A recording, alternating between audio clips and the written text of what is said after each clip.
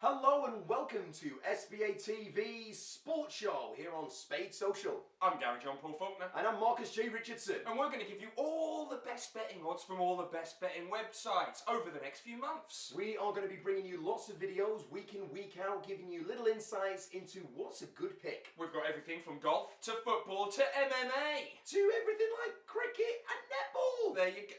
Well, maybe not netball. No. But have a watch and enjoy the show. So this week we're going to talk about some of the football news. Who's going where? I don't know. Or do I? Ooh. Wait to see. We're going to talk about the UFC and MMA action coming up. And also Copa America happening right now. But at the end of the week, 14th to the 17th of July, it's the 140th British Open in golf. It's sandwich. I do love a good sandwich. Marcus, why, Grant? Well, St George's Golf Club, Kent, British Open. Who's going to win?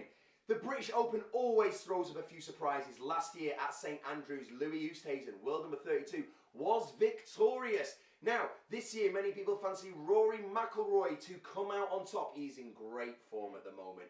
In the US Masters, he was almost victorious, but on the final day, he fell apart. His youth was showing through there. He did seem a little bit naive going into that final day. But in the US Open, he looked like an experienced player. He absolutely massacred the rest of the field and he came out victorious. And to be honest, Rory McIlroy is the form player going into this tournament. But many people are backing world number 1 Luke Donald or world number 2 Lee Westwood, Who's never won a major open. both available at 13-1 with William Hill. Rory McIlroy available at 8-1. So there's quite a gap there. But if you do fancy an outside bet, Martin Kmar's available at 25-1, the German. Ooh. Or, personally, I'm going to stick a couple of quid on Steve Stricker. With William Hill at the moment, he's a massive outside bet at 40-1. Oh, good odds. Definitely worth a couple of quid. Now, Gary, why don't you tell the audience what's a good shout if you make a bet with Unibet? Well, Unibet are offering a special at the moment. If Rory McIlroy wins, then you get your money back. How good's that? What a great offer that is. So, guys, there's our roundup for this year's British Open.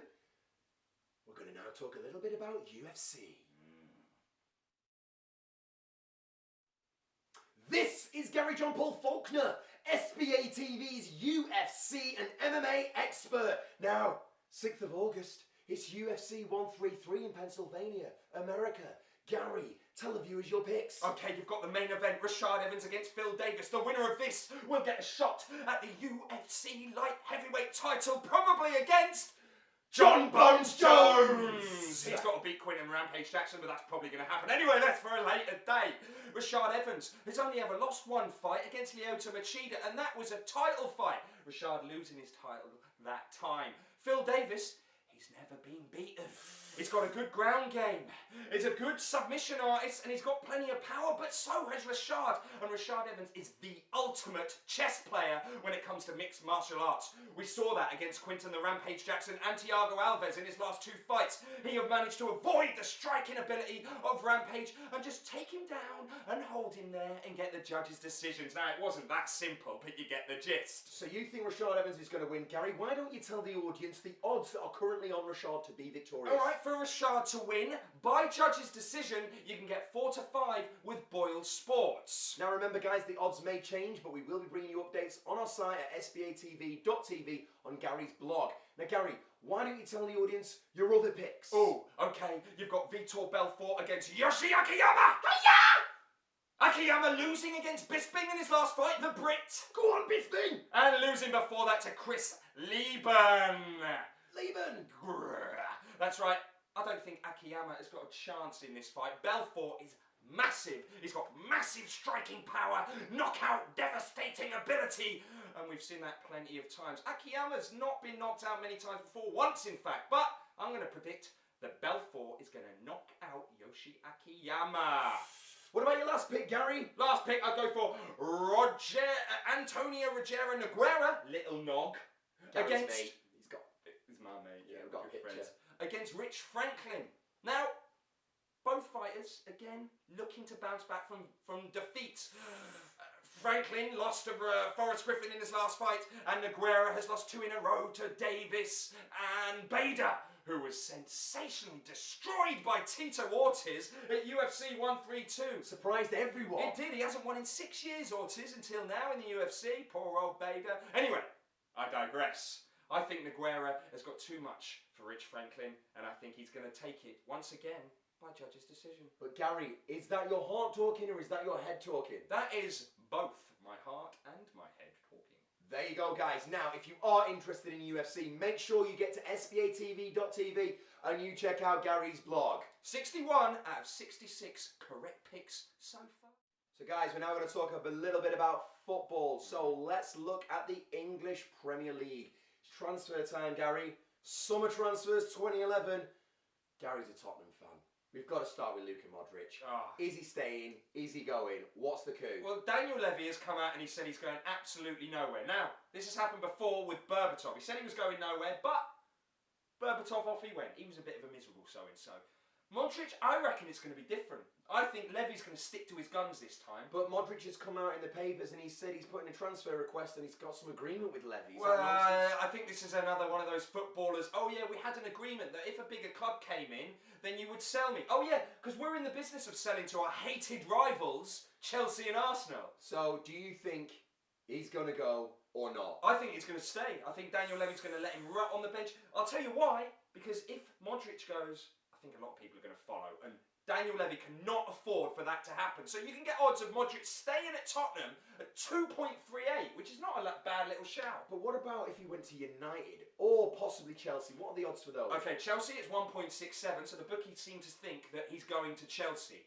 I just cannot see it. Not since Sol Campbell have we seen that like, and we won't see it again. But if he goes to United, but Alex Ferguson's looking for a replacement for Scholes, isn't he? So... Ferguson for the past 2 years has been caught in Modric, saying how wonderful he is, just like he did with Dimitar Berbatov. It seems like he thinks Tottenham are their feeder club. It's not the case, Alex. But if he does go to United, which I think is a lot more likely than him going to Chelsea, you can get up to 13.0, which is not a bad shout. 13.0. I mean, to be honest, Alex Ferguson's looking for an attacking midfielder, and it's the sort of deal where Alex will just sneak in at the end. He won't be in the media. He won't be putting the names out there, so people are. So Harry, for instance, isn't having a go at Alex, and then suddenly he sneaks in there. I think Spurs would much rather sell to United than they would to Chelsea. Well, there you go, guys. Now, what about Neil Warnock? Oh yes, Marcus. What about Neil Warnock?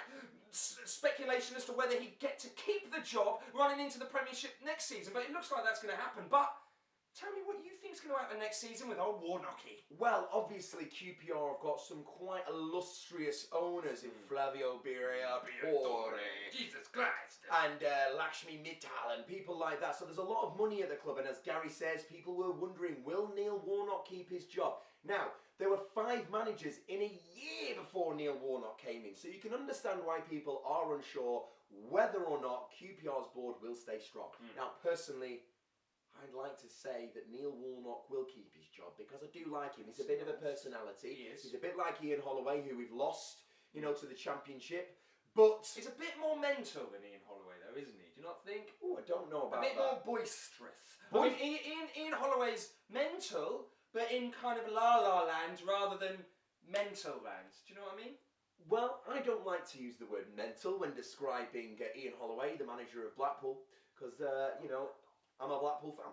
But back to Neil Warnock. Personally, I think he could get the boot. You can get odds of 2.0 with Victor Chandler for him to get the boot. Copa America 2011 happening in Argentina at the moment. Now, Marcus, you've been writing a blog on SBATV, have you not? I certainly have. And that has been going really well, has it not? It really has. And you've been getting all the correct scores correct, have you not? All of them. And have you put a bet on? No.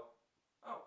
Yeah. Well, I have, so I've been winning lots of money. Thank you, Marcus J. Richardson. Why not, mate? Because I've been too busy, and do you know what? All I needed was a quid, and I had 160. 160 quid from £1. That's 161 to 1. Give us an example of some of your picks, Marcus J. Richardson. Well, against all the odds, I predicted that Paraguay would get a draw against Brazil. Guess what? It happened. Oh. I also predicted that Mexico would lose 1-0. Guess what? What? It happened. I predicted that Uruguay would draw 1-1 with Chile. It happened. I predicted 2-0 to Colombia. It happened.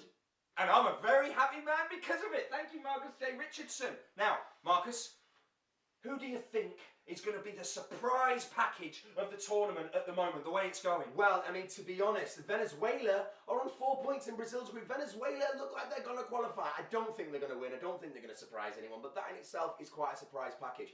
They might be worth looking at getting qualification from the group because it's pretty much nailed on. But for me, I think the interesting thing to do is get onto SBATV and check out my blog because I'll be updating it day in, day out, and I will tell you who the best people are to bet on. That's right, so follow my UFC picks at SBATV and follow Marcus's football picks at SBATV and hopefully we'll win you some money. And don't forget, guys, we cover all sports on SBA TV. So, if you're interested, you want to bet, get on and have a look. So that was our first episode. We'll be back in a couple of weeks with some more UFC, football, tennis, golf and netball action. I've been Gary John Paul Faulkner. I've been Marcus J. Richardson.